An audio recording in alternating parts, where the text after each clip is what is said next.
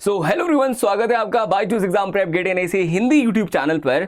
आज इस short video में मैं आपको बताने वाला हूं एचपीसीएल ने जो ऑफिसर रिक्रूटमेंट के लिए अपना एडवर्टाइजमेंट दिया था उसके रिगार्डिंग कुछ जानकारी।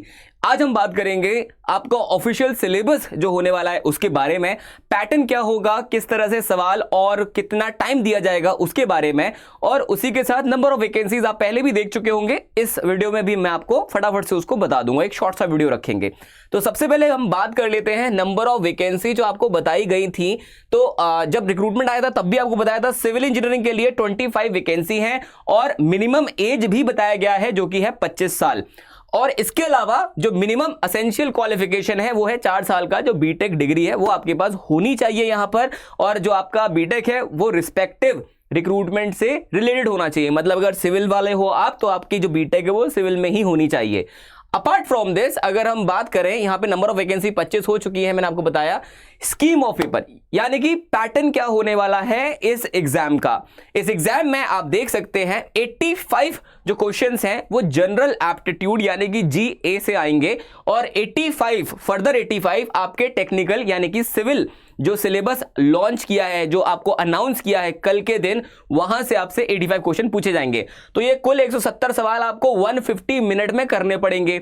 इसको देख करके number of question versus allotted time को देख करके आप सवाल के लेवल को जरूर समझ सकते हैं, आप कंपेयर भी कर सकते हैं। गेट का जो सिलेबस है और गेट का जो एग्जाम है उसमें 65 क्वेश्चन करने के लिए 3 घंटे दिए जाते हैं और यहां पे 170 क्वेश्चन करने के लिए 150 मिनट मिले हैं।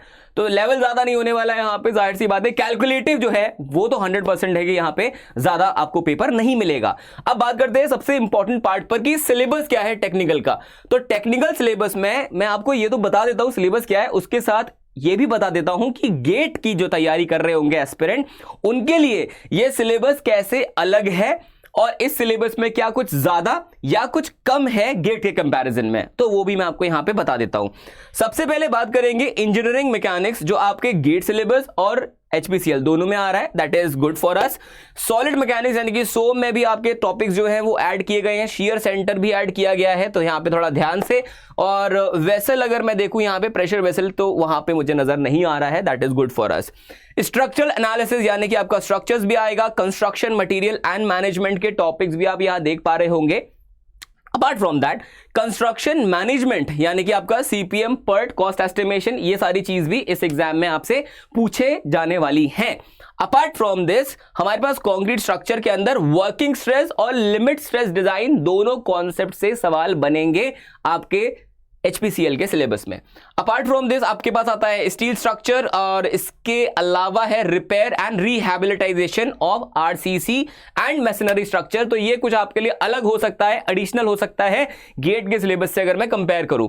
Types and causes of deterioration, prevention measure, material of repair, maintenance, repair strategies, strengthening of existing structure, तो ये कुछ आपके एडिशनल टॉपिक हो गए। जियोटेक में सॉइल मैकेनिक्स है और आपका फाउंडेशन इंजीनियरिंग है जैसे होता है नॉर्मली गेट के सिलेबस में भी।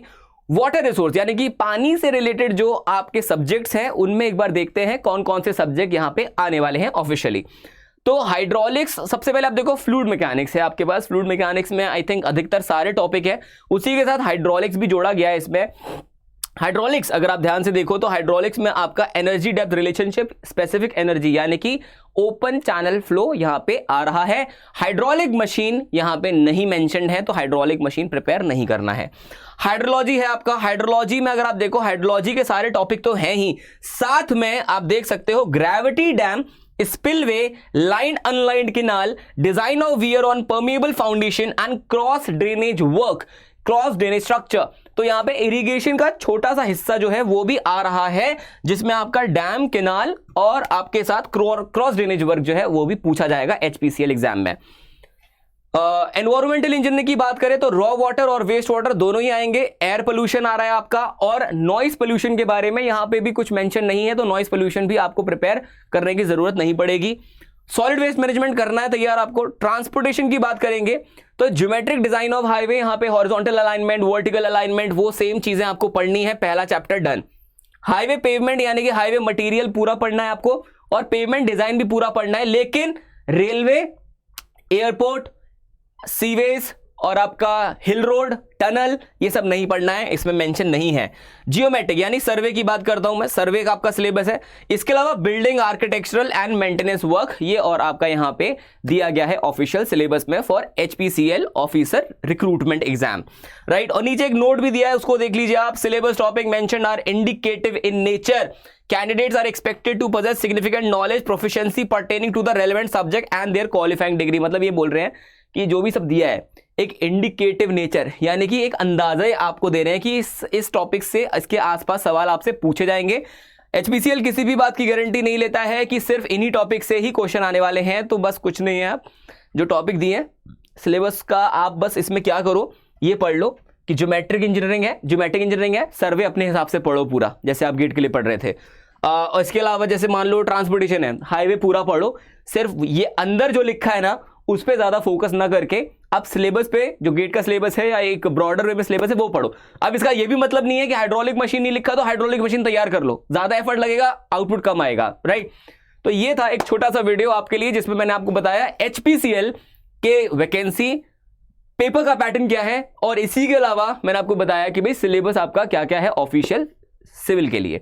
वीडियो पसंद आया तो फटाफट से इसको लाइक और शेयर जरूर कर दे अपने दोस्तों के साथ। और अगर आप चैनल पे पहली बार आए हैं हमारे Byju's exam prep Hindi channel पर, तो सब्सक्राइब का बटन दबाए बिना ना जाएं। थैंक यू सो मच, मिलता हूं मैं आपसे अगले वीडियो में।